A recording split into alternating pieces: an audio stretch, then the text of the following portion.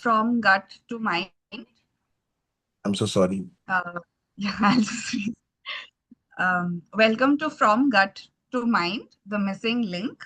Today, we will be discussing how the gut is actually very, very important when it comes to understanding our health, especially our mental health. If possible, then please turn on your videos if you're being comfortable about it. And without much further ado, I will start. Which of these have you heard? Okay, so there are a lot of things written over here. Heart sinks, a weight off your shoulder, turn a blind eye, get it off your chest, sick to your stomach, the vibe feels off, makes my blood boil, go with your gut, butterflies in your stomach. If you could have a show of hands, or if somebody would like to share about any of these that they have heard or they have felt, like they've used these terms, because we need to also understand if, these are things that people have come across, right? If anybody could do a show of hands, you can use I think the cursor is there, or if anybody would like to unmute themselves and talk about it, if they've ever used any terms mentioned on the screen.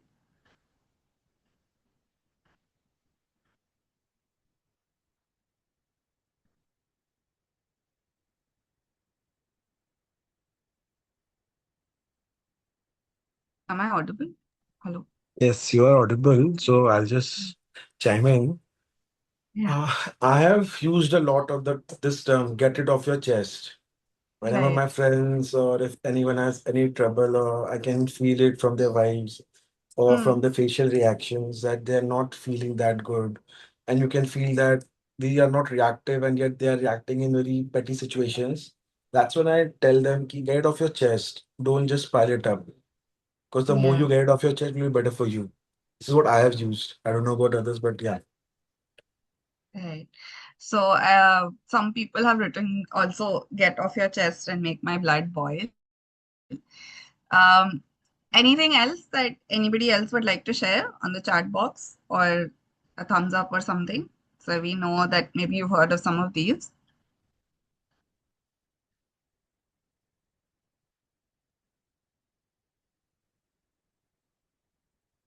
Okay.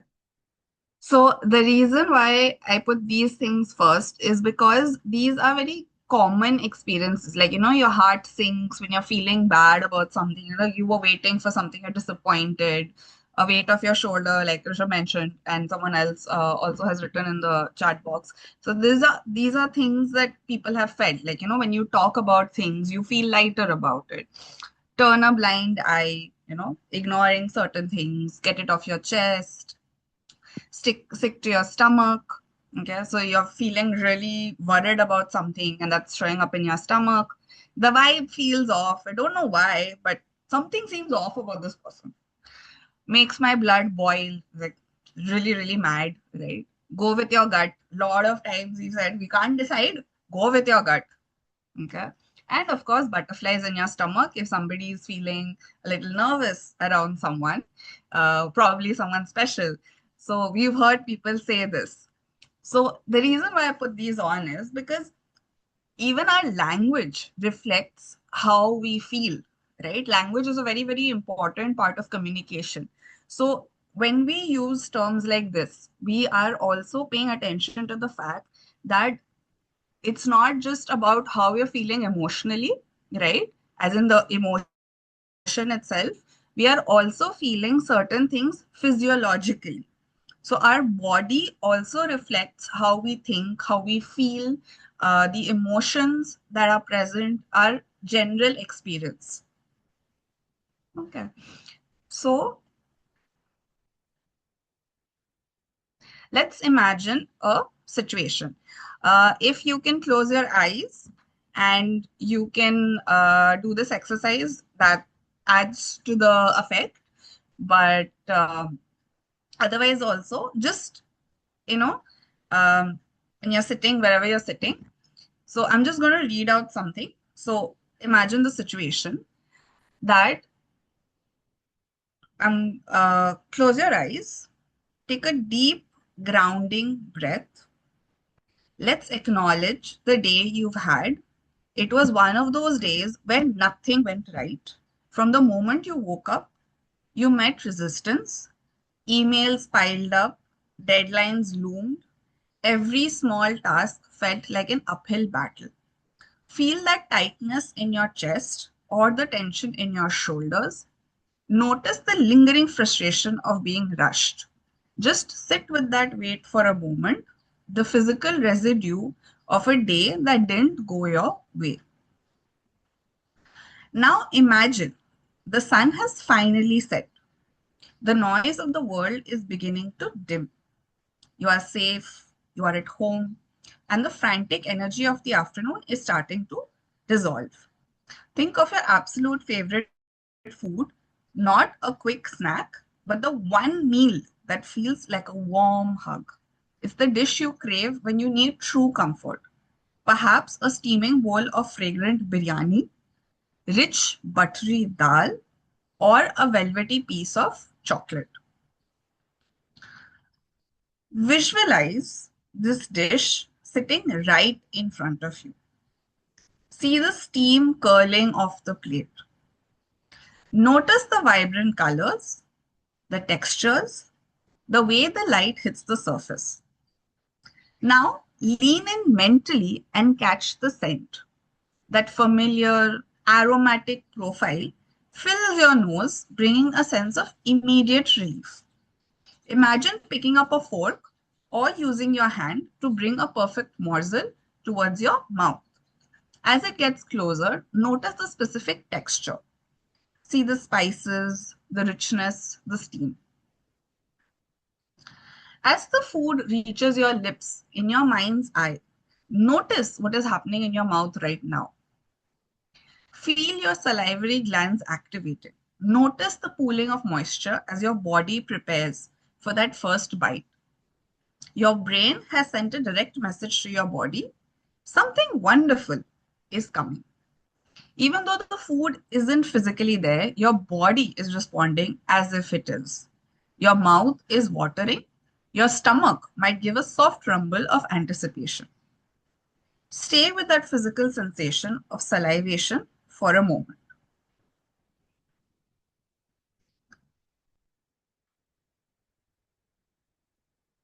Recognize this as mind body feedback. If your thoughts alone can make your mouth water and trigger your digestion, they also have the power to soothe your nervous system. Just as you created hunger through visualization, you can create peace. Repeat silently. My body listens to my thoughts. I have the power to change how I feel about a situation. I am moving from hectic to nourished. Take one more deep breath, savoring the mental image of your favorite meal. Feel the tension in your jaw and shoulders finally soften. When you are ready, gently wiggle your fingers, stretch your neck, and open your eyes, bringing this sense of physical control back into the room.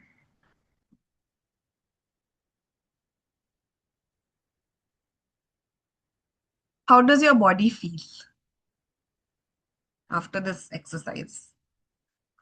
I, for one, felt like salivating myself because it reminded me of all the tasty foods that I enjoy after a long day at work.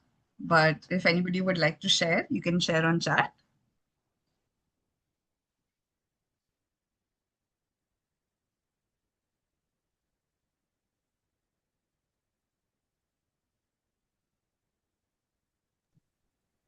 I don't know why I still have the aroma of jeera rice and dal makhani lingering around me.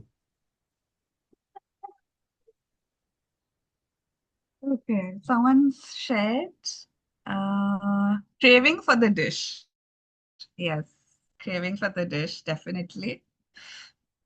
Felt relaxed but maintained some diet, so felt less tasty. Okay. This is about relaxing in the sense of not, we are not thinking about the diet part. We are just focused on we're assuming you have no reason to diet. We are assuming you can eat what you feel like. Okay. Anybody else would like to share any perspectives?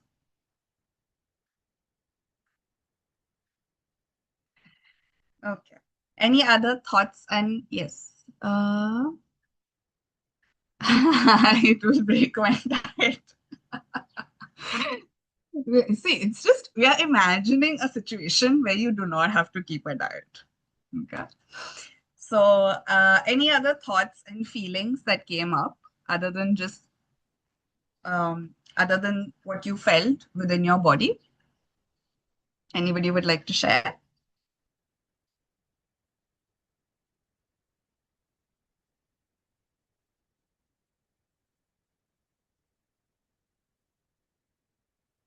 I think the timing was very good. I'm doing this right before lunchtime. So now everybody's going to order or make something that's nice today, especially being Sunday. Okay, let's move on. So, through this exercise, yes, someone's given, it really made my nervous system calm down. Right, right.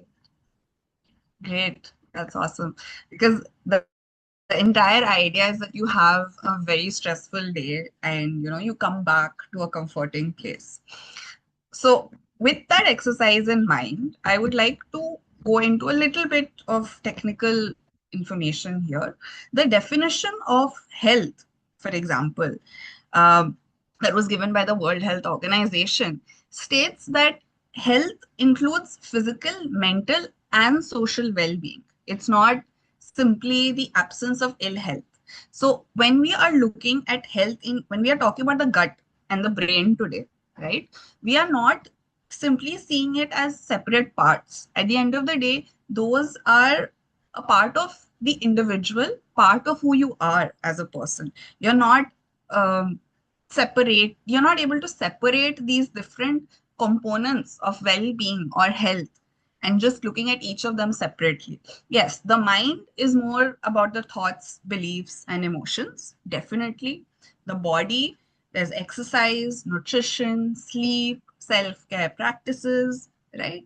But all of these things tend to combine together to form our overall health. Our mind, just by reading a simple um, you know set of statements, your body was feeling relaxed or feeling like, I'm craving this food, right? So what we are thinking affected our body in this exercise, and our body also is now making us think that maybe we should have this today. Especially it's being a Sunday, for most people it's an off day, so why not eat something tasty, right? So our mind affects the body, our body affects the mind, and in that regard, in the sense of talking about health, obviously social well-being also becomes important, but since today we are talking about the individual themselves, we'll focus on the mind body connection. So it's important to realize that the whole is greater than the sum of the parts. It's not that we are seeing our mind separately. We are not, it's not that our body is separate. Okay. So both of those things come together, and therefore the whole is greater than the sum of the parts. Okay, someone's mentioned it transported me to a state of trance, feeling relaxed. For a moment, I was feeling just sleepy. Wow, that has had a really strong mind-body connection, right? So when we look at health, we need to understand the person as a whole. Like, say, for example, if any clients also come to us, we do not just see their problems for what they are. Okay. We also see the context. We also see how their body might be affecting their mind, or their mind might be affecting their body. So, having said that, little bit theoretical. So, maybe some of you have heard about this, the cognitive behavioral model. So, consider these five segments. Okay. So, here, according to the cognitive behavioral model, Motivational, physiological, cognitive, behavioral, and emotional aspects are all interlinked. They all influence each other, and they all are it's interdependent. In some ways, um, the each of them is affecting the others, but is also impacted by the others. So say for example, if we read the first sentences in each block, okay, so motivational, I want to do this. Physiological, the probability is that the physiological aspect will show I feel energetic and light. Cognitive means thoughts, I feel excited and I think I can do this. Behavioral may initiate the, maybe even complete the initiated task. And emotional, joy and happiness, for example. But on the other hand, if suppose you see the second set of statements, right? I dislike this, I feel lethargic and tired, I feel I won't be able to do a good job, procrastination, and sadness, or probably anger as well. So it tends to go along in a constellation. It's not independent of each other, but interdependent. So if suppose the motivation is there, okay, I want to do this, if that is strong and that is, say for example, affecting other things, so the body might feel energetic and light, and may feel that, but then the thought might come in that I feel I won't be able to do a good job. So even though the person may have had motivation, they may have had energy to do the work, at the end of the day, maybe their thoughts overpowered and they were like, I feel I won't be able to do a good job. So as a result, the motivation also reduces, the behavior is affected, right? And obviously the emotion is affected. Sometimes when we are feeling particularly emotional about something, say a positive emotion, so we are more invested in the process or the situation. If we have managed to complete a task, then that affects the motivation, that okay, I have been able to do it. Right. So I want to do this. And also the cognitive, I feel excited and I think I can do this. So in that term, you get the emotional aspect, also joy and happiness and motivation and cognitive, all three intact, and also affecting the physiological aspects. So in that way, the kind of thoughts that we have, the kind of motivation we have, how our body feels, the physiological aspects, combined with the behavioral and emotional aspects, are all important when we look at someone's ability or willingness to do something, and how, as a person, they are behaving in a particular situation. Okay. Uh, okay. Now we'll come to the main focal point, which is the gut, the second brain. Can everybody hear the audio?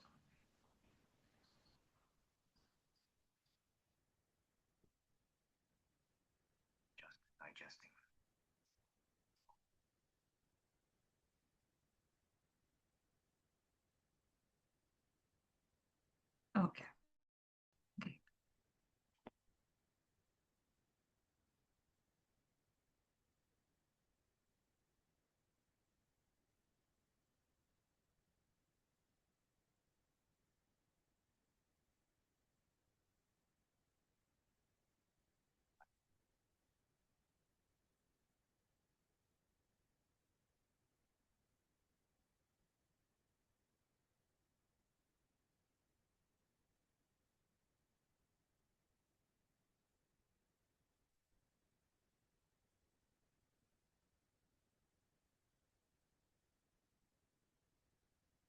Okay. Okay. I'll just restart a bit of it.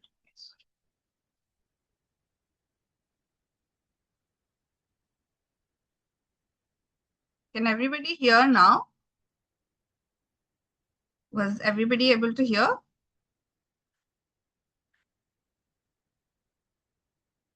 Okay. Don't know why that's happening. Um, okay. Um, just check once.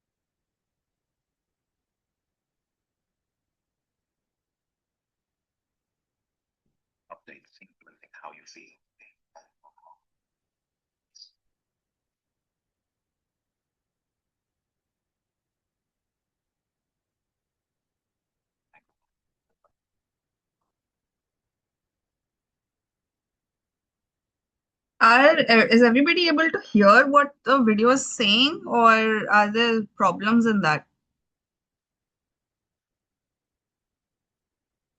Rishabh, were you able to hear the video?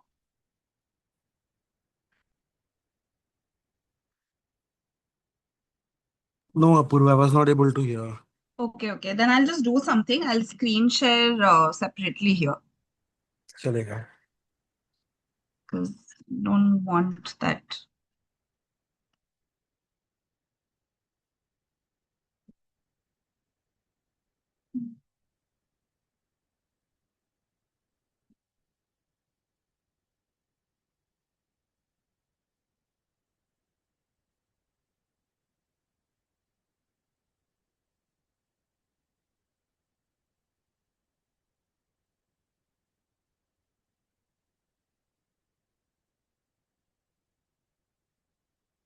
Is everybody able to see the screen?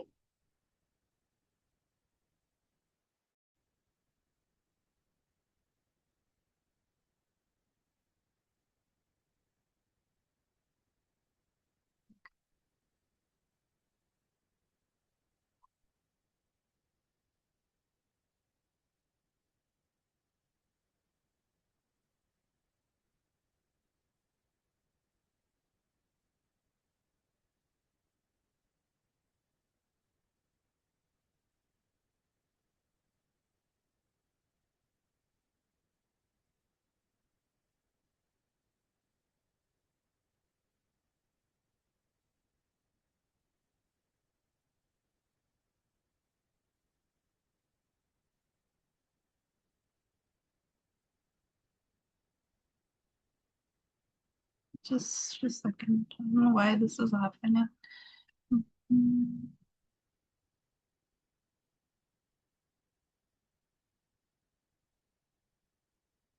Sharing addition annotations.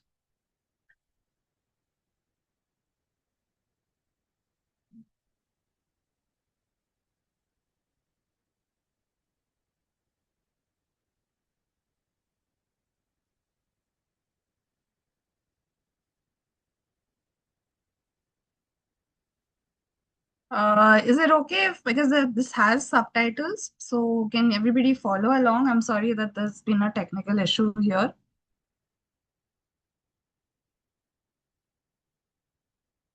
Okay. And screen share. Okay.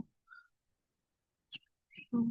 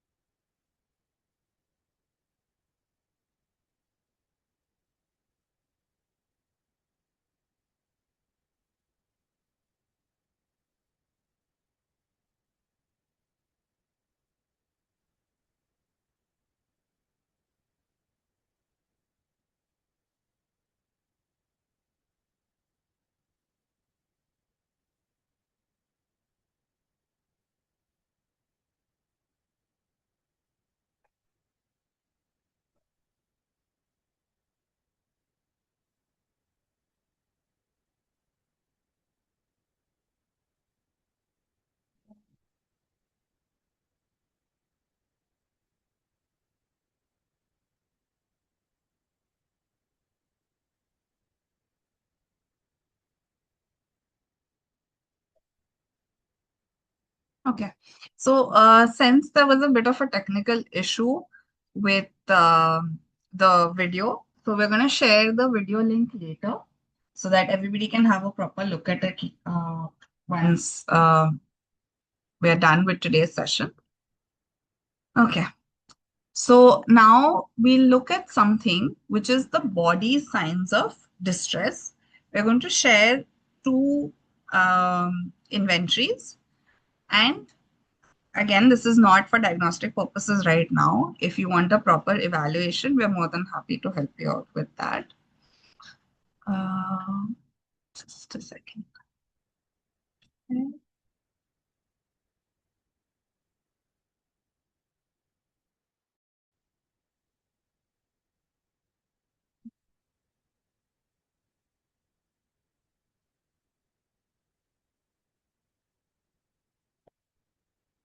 So I hope the screen is visible to everybody, right?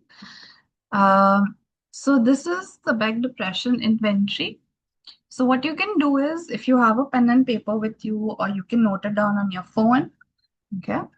So there are 21 groups of statements. Okay. And each group, you just choose one statement from each group. Okay. That best describes how you're feeling since the past 2 weeks, including today. Okay. If several statements in the group apply equally well, select the highest number. So, say for example, sadness. So, there are four statements. So, out of that, whichever statement you feel is most true for you, especially over the last 15 days, including today, then you can select that.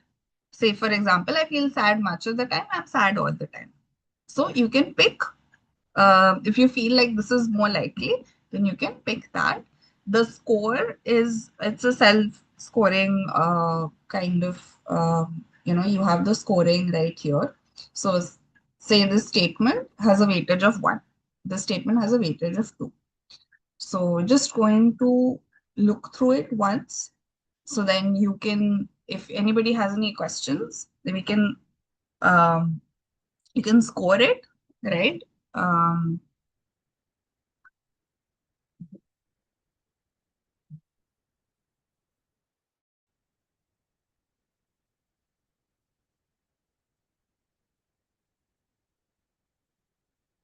So this we'll do this and then we'll move on to the next one.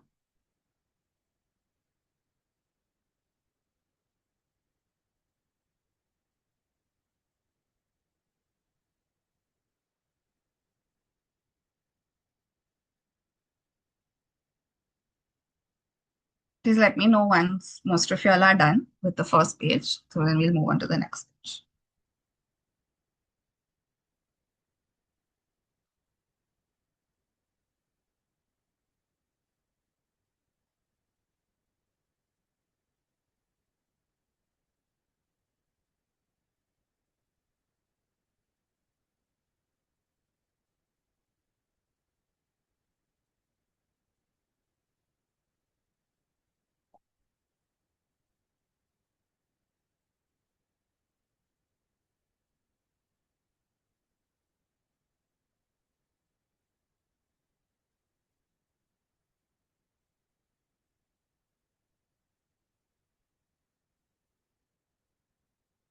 Okay, okay. We have a second set of questions also. So we'll just get to that. Is everybody done with the first set of statements? First 10 state of statements? Then we'll move on to the next one. Okay, okay. If anybody wants me to come back, we can always come back once.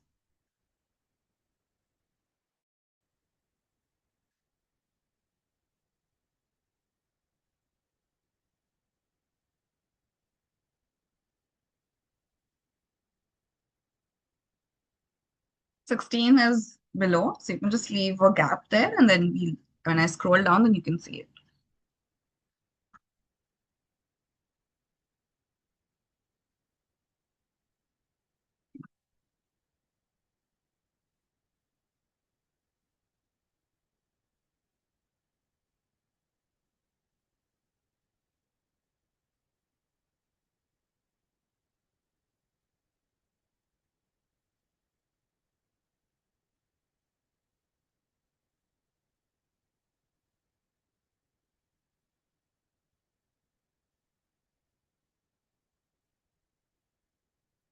For 18, please choose one statement from A and B.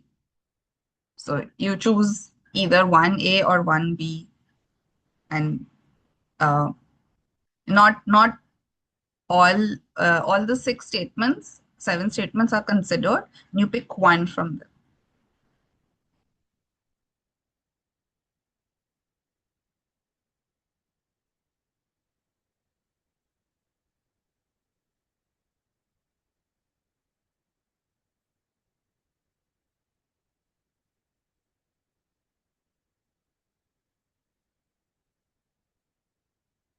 Shall I scroll below?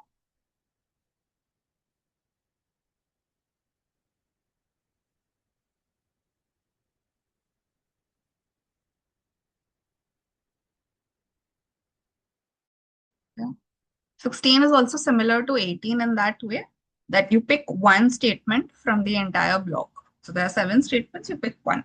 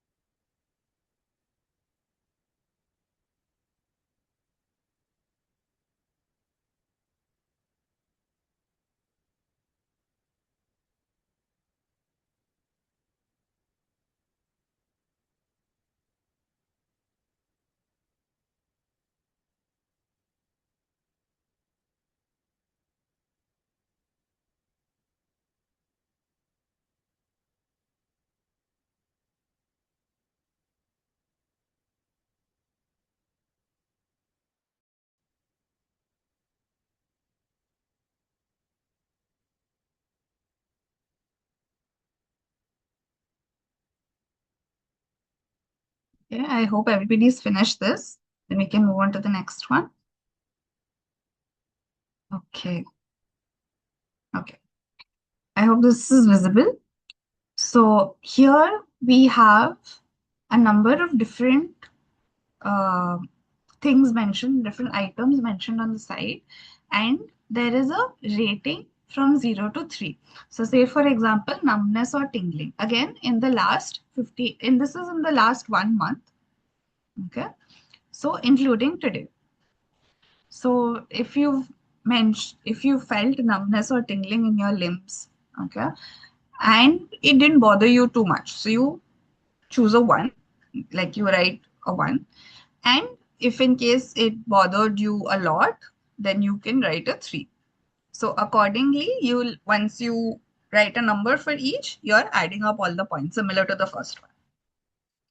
Okay. So this is not a complete list. I'll just scroll down once these first few are done.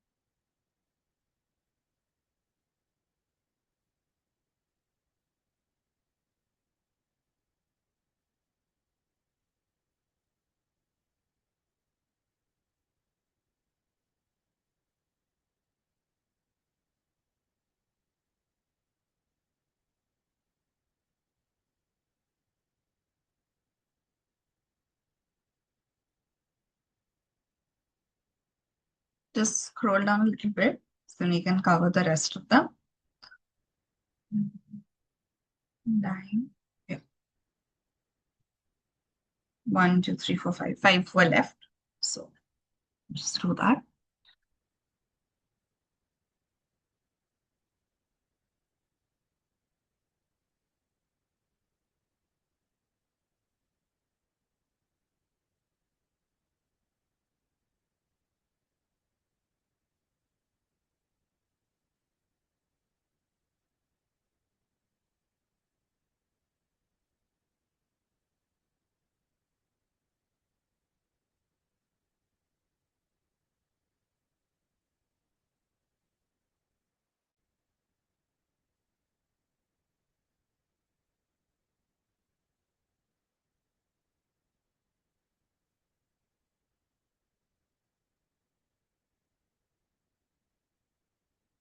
I hope everybody is done.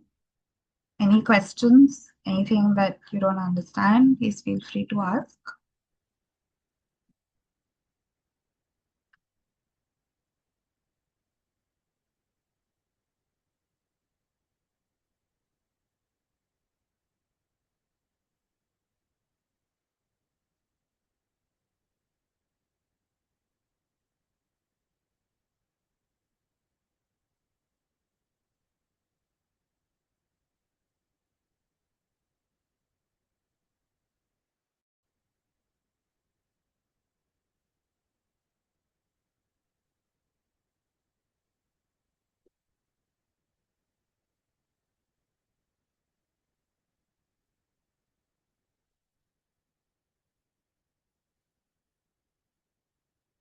Okay, somebody's asked an interesting question. Why is it that under stress we at times have difficulty breathing?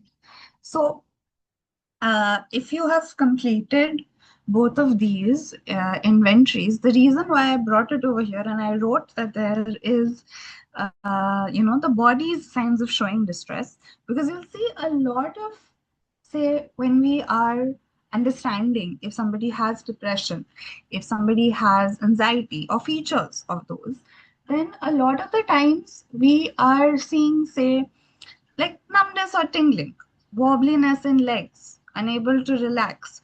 These are a lot of things that are physiological manifestations of the anxiety present in the person.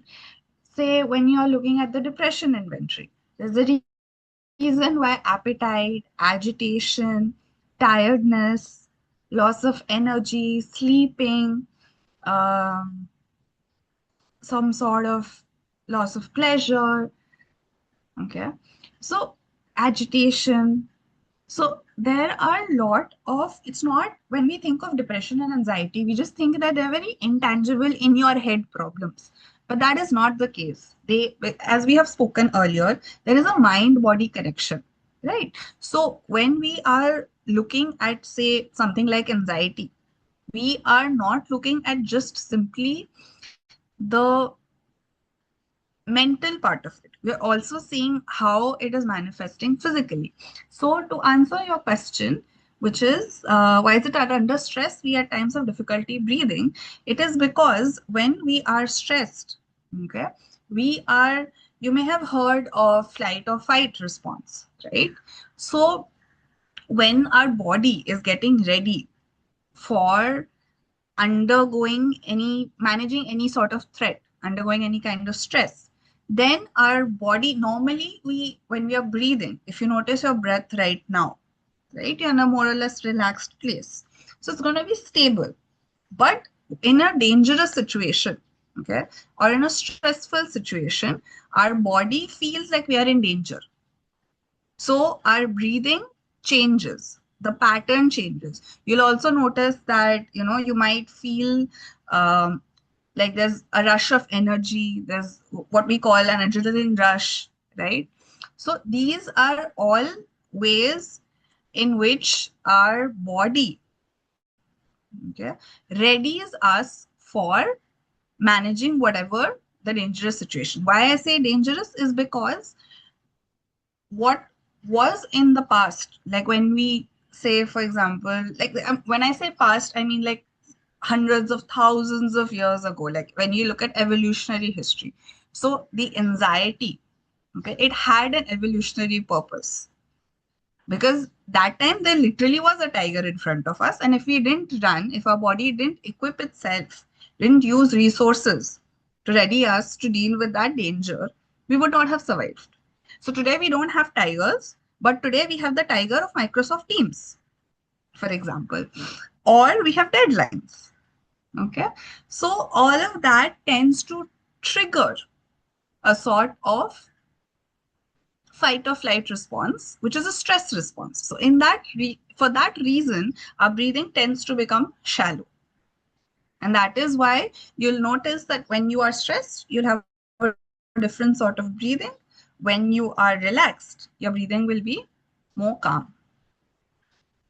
Okay. There's also differences in there could be the hair could rise on your skin, right? Eyes tend to dilate. We don't feel like eating, or maybe we feel like eating a lot, which is why say this item is there, changes in appetite. Okay, so now I think everybody is finished with it, so I'll just stop share about this and I will get back to the PPT so that we can evaluate.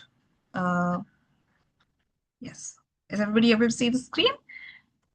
So if we look at the BDI, what you can do is, because you can just total up the scores, right, based on each of the statements, and you will be able to find that based on the score, there's a certain clinical significance. Again, it's not like if you have a high score here, we are diagnosing you with depression. It's not that. But if you do want a proper evaluation, you should seek professional, guidance for that. So these are the score ranges and categories for depression. So if you could just see it once, and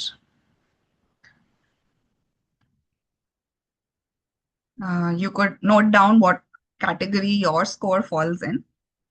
Okay. And um, what the significance for it could be. So 0 to 13 is minimal, within the normal range. 14 to 19 is mild, early signs of emotional distress or persistent low mood. 20 to 28 is moderate, significant impact on daily life and motivation. 29 to 63 is severe, intense symptoms, immediate clinical intervention usually indicated. So it's important to understand how our mind is working, yes, but it is also important to understand how our body is manifesting that. Because it is not that if you're feeling a particular emotion or you're feeling stressed about something, and we just push it to the side that, okay, I don't want to deal with it, I'm going to look at it later. Okay. It does not go away. It shows up in some or the other way even later. It shows up in some or the other pattern. Okay, so it's important that we actually acknowledge. For first thing, we have to be aware. And then we acknowledge how we're actually feeling about situations, not just in our mind, but our body will also tell us. Because if we are feeling tense, like in the beginning when we shared some examples, right? The vibe is off. It's just something doesn't feel right. So it's your body giving a signal to your mind that yes, something is not okay over here. There may be some threat. So that is, yes, depression. And then we'll just quickly look at the anxiety one. So 0 to 21 symptoms are generally within a manageable range or subclinical. 22 to 35 symptoms are noticeable, frequent, and may interfere with social or occupational functioning. 36 and above, potentially concerning, high levels of physiological and cognitive distress, usually requiring immediate clinical intervention or further diagnostic assessment. So, see over here, it's not just that we are talking about the mind, we are also talking about how the physiological symptoms become very important. Okay. Uh, just let me know if, like, gives a thumbs up or something if we are done with this section, and then we'll move on to the next part.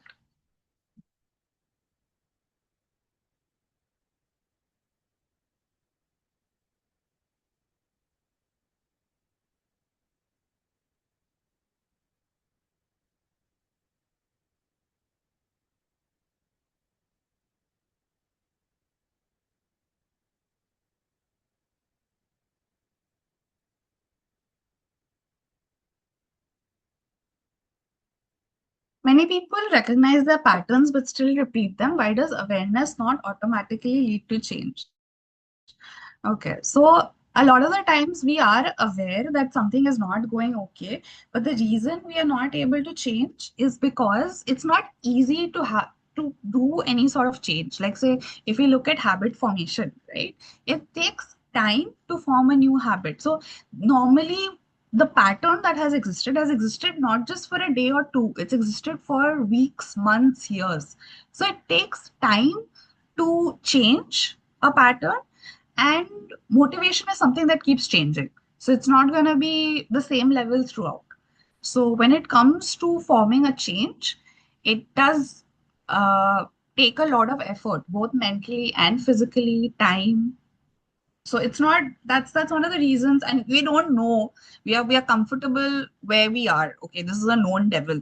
But if we change something, then it becomes we don't know what the outcome could be. So that unpredictable aspect also makes it difficult. So since we've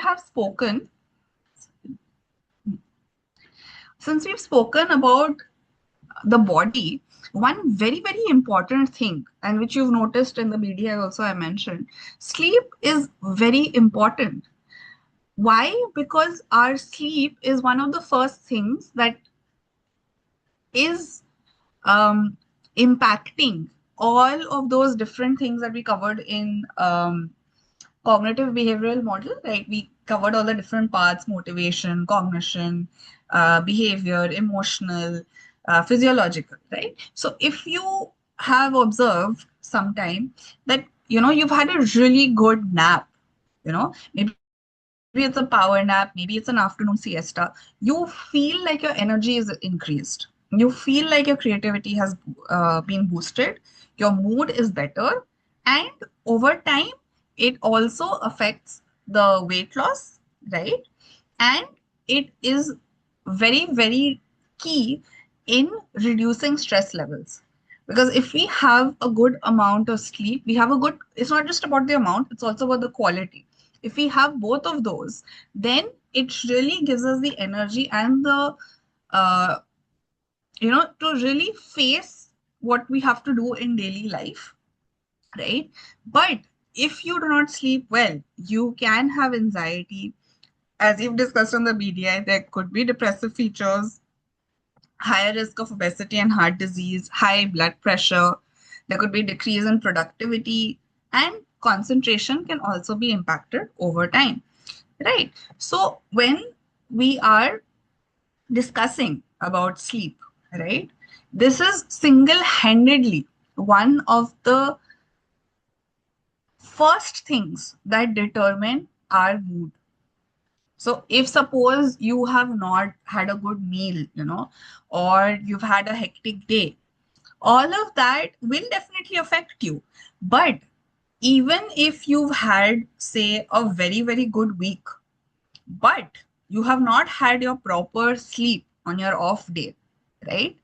You are still going to maybe be irritable more than your usual, right?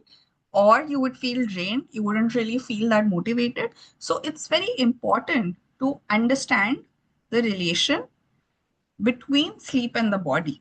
So, sleep is an active, essential, and involuntary process critical for effective functioning.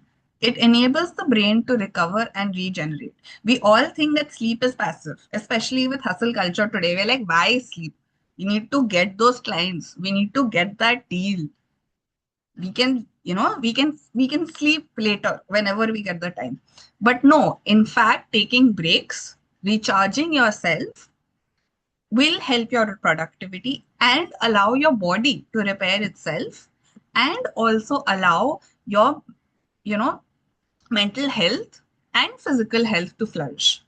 And of course, because you are in a better mood, you are also going to be more aware of society, right? You're going to be more aware of the social cues around you and interact in a more healthy manner. So, sleep is an active process. It's not simply a waste of time. It is not that it is an added burden. Instead, it is very, very important and it's involuntary. So the amount of time and the quality of the sleep, that becomes very important. But unfortunately, we cannot always focus on sleep. So even though sleep is very, very important, there are certain other strategies that may be useful in managing on a more short-term basis, in the sense like it doesn't take as long, right? So it's more effective in the short term. Um, okay, so let's see how we can calm the body and the mind. Okay, I think a couple of people have very heavy questions. So there will be a section for the question answers later. So I will answer those questions, but let's do this activity once. So calming the body and the mind. I'm going to read out the instructions. Okay, so ideally the setting for this should be quiet and free of distraction, any distracting noises. Be comfortably physically sitting. Um, okay, wherever you're sitting, sit as comfortably as possible. Keep your body loose, light, and free. Keep your eyes closed. Okay, try to focus on the instructions, okay, and how you're feeling in the body. Avoid any extra movements other than the part that we are focusing on. During the part of the exercise, tense the muscle, like we'll focus on a few areas. So tense that part, okay, and hold for a slow count of 5 seconds, like 1 0 0 1, 1 0 0 2. So you take your time in tensing the muscle area. Okay. During the relaxation part, relax the muscle quickly and completely, and let your mind relax and appreciate how relaxed the muscle is feeling for about 10 seconds. Try to keep all the other muscles relaxed and as is as you exercise a specific muscle group. Observe the changes like tightness and the development of light and soothing sensations. Relax by taking 3 deep breaths, inhaling through the nose and exhaling through mouth after each step. Okay. Make your body as loose, as comfortable, as free. Um, and as I said, you can close your eyes if you feel more comfortable, because then you can focus more on the particular muscle. Okay. So we'll start with the hands. Clench each fist separately, right and left. Feel the tension in the fist and forearm respectively for 5 seconds. Okay. So 1, 0, 0, 1, 2, 3, 4, 5. Okay. Then release, relax, and feel this relaxation for the next 10 seconds. 1, 2, 3, 4, 5, 6, 7, 8, 9, 10. Okay. After that, take 3 deep breaths.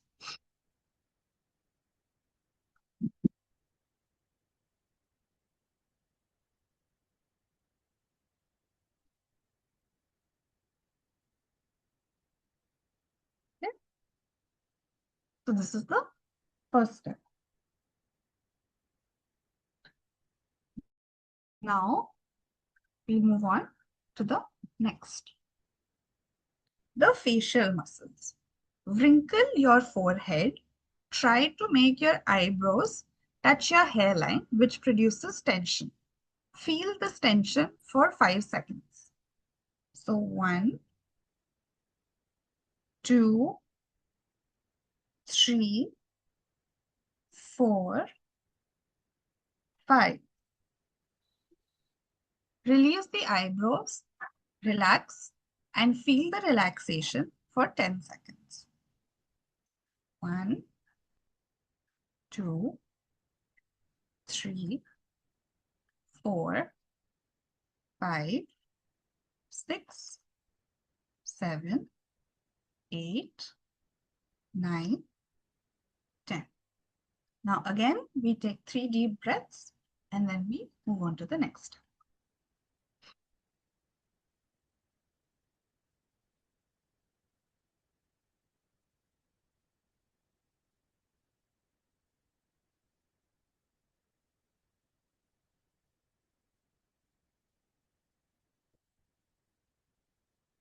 Next, we move on to, again, another area of the face. We press the tongue hard and flat against the roof, the top of the mouth with lips closed. Okay.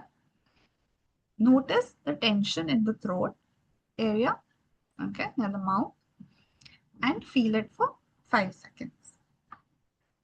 1, 2, 3, 4, 5. Release the tongue and let it relax at the bottom of your mouth and feel this relaxation for 10 seconds. 1, 2, 3, 4, 5, 6, 7, 8, 9, 10. Again, take 3 deep breaths. So, relaxation.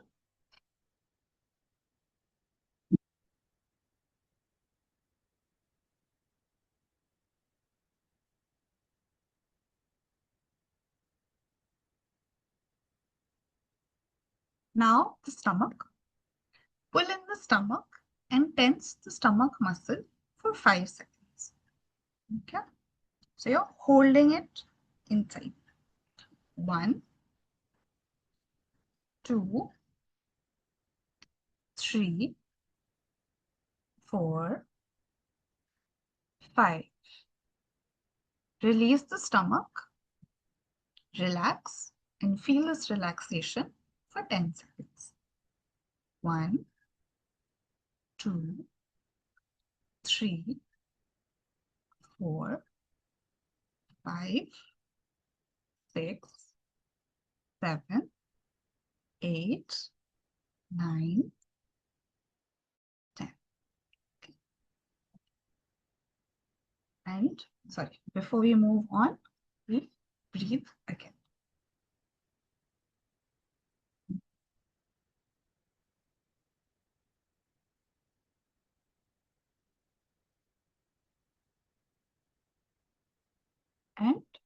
Now we look at the toes. So curl up your toes tightly and feel this tension for 5 seconds. 1, 2, 3, 4, 5. Unfurl your toes and feel the relaxation for 10 seconds. 1, 2, 3, 4, 5, 6, 7, 8, 9, 10. Lastly, again, 3 deep breaths.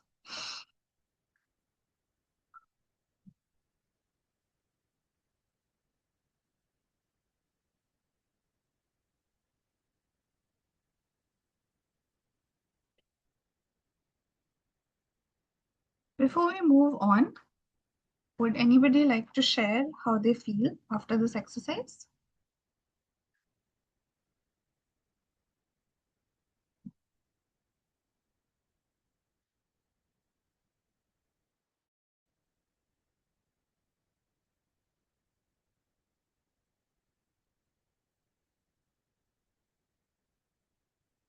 Have everybody gone to sleep?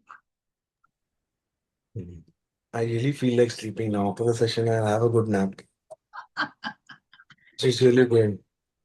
It's really soothing, to be honest. It really calms your, apart from calming your nervous system, really makes my brain go easy. Like, makes my thought be at peace, to be honest. That's what I felt. Thank you.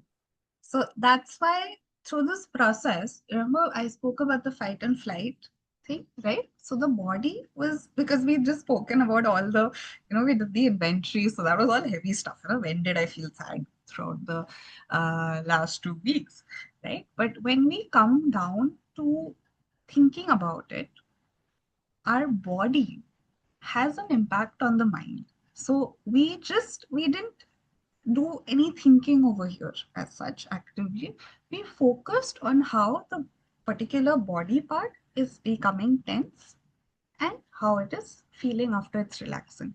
So the physiological aspect helped calm your mind down and return the body back to a state of relaxation where it does not feel threatened. Think someone's okay, felt relaxing. Okay. Okay. Okay. Then we'll just move on to a few more ideas. Okay. First, obviously, the brain is exercising, right? So physical exercise is always a great idea. It affects your mind in a positive way. Okay. And a few more pointers that are here is say the dash. Okay. Dietary approaches to stop hypertension and something called MET diet and mind diet. So the idea behind these kind of diets is that when we eat a meal, okay, rich in vegetables, fruits, nuts, and healthy fats, research has shown that these are associated with better mental health, while high processed food intake correlates with poorer mental health. So, various dietary patterns, food, and nutrients may affect the onset, prolongation, and severity of mental disorders. A lot of people think that it is, say, for example, if somebody wants to do weight loss, right? It is not simply to do with exercise. Some people say that it's also important to maintain a proper diet. It is not simply to do with a proper diet, also you need to manage how the stress is being controlled or is being managed, is being perceived in your mind. Because if your body is not relaxed, one of the common things, like we discussed when we were talking about appetite, is either the person ends up eating a lot, or maybe they eat something that's, they stop eating as much, or maybe they're sticking to comfort foods. So if the body feels that there is an atmosphere of danger, what it tends to do is it tends to hoard resources. So, in that regard, whatever food intake is done tends to stick in the body for longer. It is not as easily shed. That's why sometimes we see that after a period of, excessive stress, say for work, okay, a lot of people report either weight gain or weight loss. So it affects the body, and they a lot of the times people will say that even if they have had weight loss, they may notice that a little bit of tummies come out. You know, they feel fat in certain areas of their body. Okay, so the body has its own way of protecting resources, so it tends to convert more of the food into fat rather than expending it as it would normally do when the atmosphere or the environment is seen as less threatening. So, in that regard, diet and mental health have been linked. There have been studies that have been done with regard to DASH, with regard to med diet, with regard to mind diet. Okay, so those have found that with higher adherence to the DASH diet, which emphasizes vegetables, fruits, whole grains, and low-fat dairy, while minimizing sodium and red meat, has is associated with lower levels of depression, anxiety, and stress. In some studies, higher DASH scores have reflected a reduced risk of severe depression and extremely severe stress. When it comes to med diet is the short form for Mediterranean diet. Okay, that has been strongly associated with a reduced incidence of depression, anxiety, and cognitive decline. It is considered a low cost and sustainable dietary intervention used as an adjunct to sorry, existing therapies for clinical depression. The Mediterranean and DASH, okay, when there's a combined diet for that, which is called the MIND diet. So that intervention has actually, there has been research done in terms of neurodegenerative delay, okay, and it has been found that that is associated with a lower risk of depression and psychological distress. So these diets improve mental health by reducing systemic inflammation, okay, regulating the gut-brain axis, which we came about in the video, but obviously we'll share the video later so you can get a better understanding. Promoting a healthy gut microbiome, right? And with a high quality diet, improving mental health issues can also influence dietary choices. Example, increased comfort food intake during low moods, like I mentioned before. Okay, so the diet affects the mental health, but the mental health issues can also influence the dietary choices. Uh, when it comes to, say, students or young adults, good diet is associated with better mental health, okay, less anxiety, depression, stress. Even with older adults, there are lower rates of depressive symptoms over time. And since we had COVID-19, till, you know, certain studies were done with regard to the diet then. And it was found that higher adherence to the DASH diet has been linked to lower depression and stress levels in individuals recovering from COVID-19. So it's not simply that there are specific nutrients or specific things. Okay. A lot of components come together to promote good health. Because remember, I mentioned that health is not just physical, it's also including mental. And when we talk about relating with other people, social aspect also. So we need to have good health, and it's not just if we don't have illness. It means a high, it's not just the absence of illness. So it's important that we take a good diet, where we have a proper diet, we're more mindful of it, right? The quality, the quantity, the timing, as it affects our mental health and not just physiological health. Okay.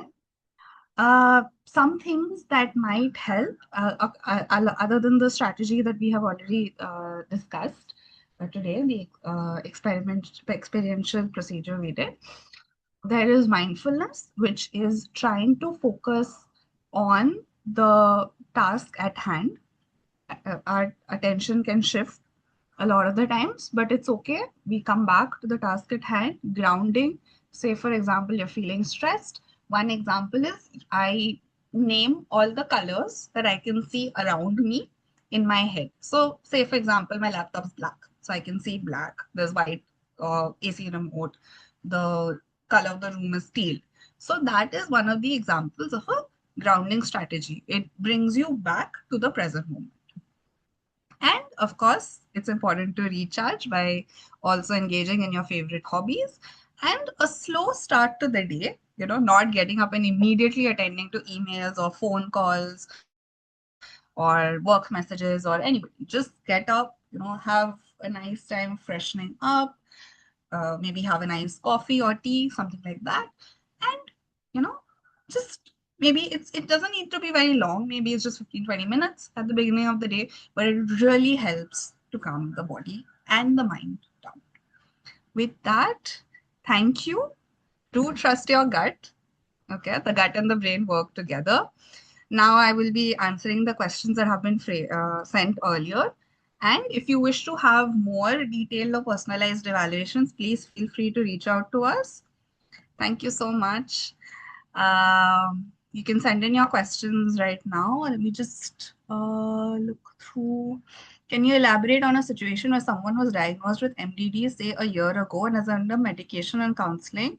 Is in the score of range of 0 to 13, but the moment the medication is skipped and the irritability persists, mood swings come back. Okay. So it depends on the severity of the MDD. Okay. So when we look at um, how much uh, of the functioning of the person is impacted, right?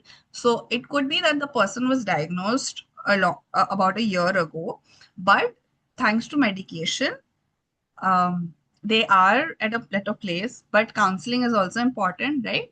So the idea is when we are looking at anybody who has any of these mental health disorders is that medication and counseling should go hand in hand. It is possible that the medication is essential, even if at a small level, right? I'm not a psychiatrist, so I usually do not comment on medicine, but it may be possible that a mild dosage is required for longer durations, right? And maybe the person needs to be more open or maybe more active or more open and active in therapy sessions and also in application. Going to therapy is not alone enough, right? It's also important to discuss how those strategies are playing out in the real life situation, because at the end of the day therapy is 1 hour once a week, once in 2 weeks, right? But how you are using those strategies in real life makes a difference. So it's possible that the medication is necessary for a longer period, but also I would encourage the person to actively use the strategies that as much as is possible, because different strategies work for different people outside of sessions. How can a person tell a difference in a genuine emotional reaction and an impulsive reaction they might later regret? Okay, so it's important to understand that emotions are okay, right? But when it comes to reaction, that's how you're expressing it. So emotion by itself is difficult to just stop back, right? But it is important to realize that the behavior is within your control. If you're facing a stressful situation and you're like, I feel like I'm just gonna start yelling at this person right now. The moment you realize that, you can try and withdraw from the situation for a few seconds. You can just tell the person that, okay, we are having this issue. Just give me a minute or two. I'll think about it and I'll get back to you. That awareness, right? That can make the difference between actually reacting in the moment and responding to that situation at the end of it. So a little bit of awareness of the situation. There are different warning signs for different people. Some people feel like they're getting a headache. Some people feel like, I can feel my heart rate increasing, right? So even the physiological, experiences help us understand how our emotion is going. So it's different warning signs for different people. You become more aware of those. You try and observe as much as possible. And when you see that you're feeling stressed like that, then you take a step back from the situation. You can use the grounding techniques, right? You can use mindfulness. You can use the experiential procedure that we did today, right? All of those bring you back to the moment. People often start working on themselves but stop after a few days. Why does that happen? Okay. So that a lot of the times happens because, like I said, motivation is not consistent. And some days you'll have high motivation, and some days you'll have absolutely no motivation. Like I'm getting out of bed, that's only a big deal. Okay. So it is important to remember that habits or change is not formed overnight. It's a very wrong conception that, everything is just through willpower. Sometimes it's that, but it's not always the case. Sometimes we do need a break, and that's okay. If you've been, say, going to the gym for 6 days in a week, right? Seventh day, you're allowed to rest. Or if you miss a day in the middle, does not mean that, they are not building the habit. You can miss a day and still show up the next day. The most important thing is to show up. When someone notices they're overthinking in the moment, what is one small practical step they can actually do right then? So, like I said, the warning signs, right? Being aware that, okay, because if even if a thought spiral starts, even if you can't entirely understand that a thought spiral is happening, spiral meaning, you're having a lot of things that you're thinking about, often negative, right? But there's a point where you realize that, it's getting too much. Too many of these negative thoughts are crowding in your mind. So then you can use, like I said, the different strategies that we've discussed today and ground yourself in the present moment. Also, thoughts are not equal to reality. We think that something is true just because we thought about it, but that's not the case. If you think that you're a bad person, doesn't actually make you a bad person. Can you suggest one workshop sessions around mindfulness? That's for next time then. We can do more workshops definitely on these topics. Many people feel guilty when they try to set boundaries. Where does that guilt come from, and how should they handle it? Okay. So, yes, many people may feel guilty when they try to set boundaries because, for some or the other reason, they feel that it's important to, prioritize other people, right? So, it's important to realize again when such situations are happening. Of course, you can seek professional help to get more idea about strategies. But in general, reflecting on maybe why this thing is happening and trying one small step at a time. You don't have to start saying no to everything and everybody, but maybe start with something that's a little easy. You don't have to straight away go and tell your boss, no, I'm not coming from Monday onwards. No, don't do that. That's crazy. Okay. Because that is going to lead to other consequences. Okay. So that's very unplanned that way.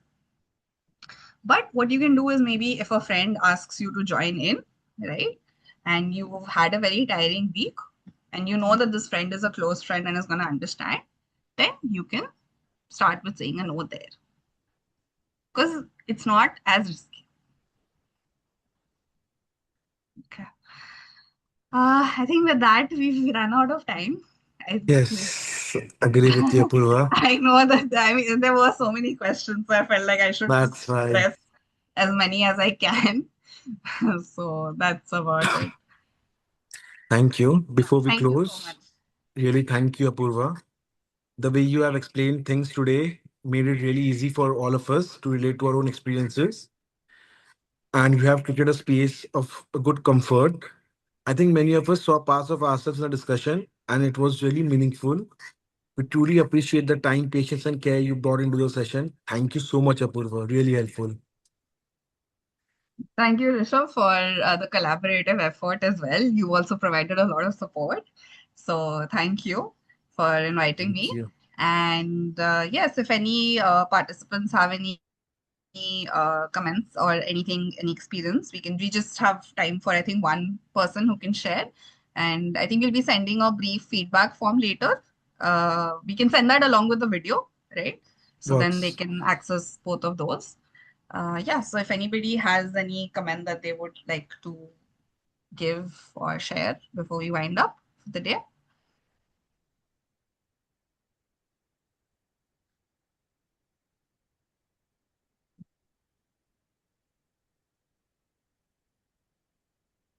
Mhm.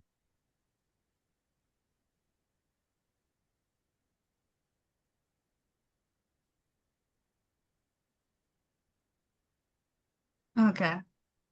Okay. Somebody has written that it is about prioritizing peace and self-respect and communicating it. You can reach out to me through the Mind's Treasure website or through the Perspective Club website, I think. Um, Rishabh, you I'll can. send across, yes, I'll send Yeah, across the Insta link. I'll also send yeah, the email ID. I'll do that. yeah. Yes, We works. can do that. Yes, any other comments or feedback before we wind up?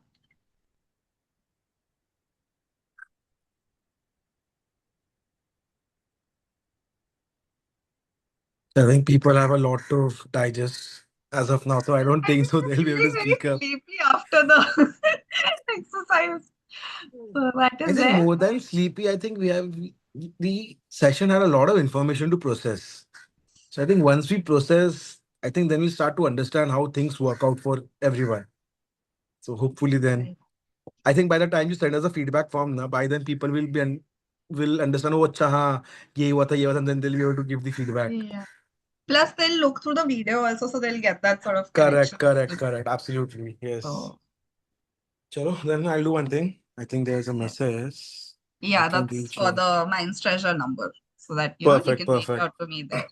So you can we'll share that then once we share the I'll video also. Yeah, you can I'll do share the that. link. Yeah.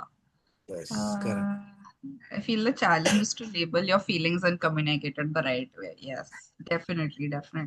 A lot of the times you're not aware of the emotions you're feeling in the first place. So that is Correct. there. Yeah, so thank you so much for joining us today. Thank you for listening to me for so long. Thank you so much to you, Apurva, for speaking really good. You really had a lot of good points for us. So I think if you have a good Sunday to think and contemplate on everything what we have listened to, that अच्छा हाँ ये हुआ था ये हुआ था ये हुआ था. Yes. Thank you so much, Apurva. Really helpful. Thank you Thank all. you. Thank you for joining us. Yes, bye bye.